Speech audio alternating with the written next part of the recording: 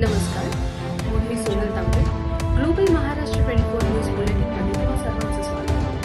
पाहूया आजच्या ठळक घडामोडी. फक्त ग्लोबल महाराष्ट्र 24 वृत्तवाहिनीच्या आपल्या हक्काचे विचार.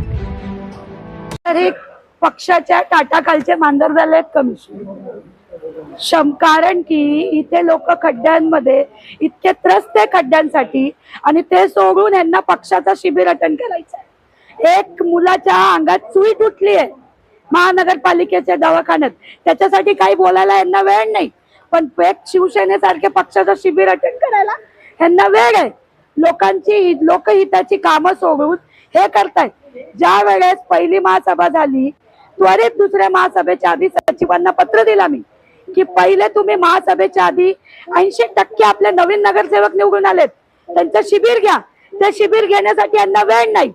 यांनी काय केलं तर हे स्वतःच्या पक्षाचे शिव आघाडीचे नगरसेवक घेऊन हे शिबिर घेत आहेत, आणि त्या शिबिरात खंत काय आहे की आयुक्त स्वतः उपस्थित राहत आहेत. आयुक्तांनी स्वतःची जबाबदारी स्वीकारावी आणि हे सगळं ज्या घडतंय शहरात ह्याच्यावर लक्ष द्यावा.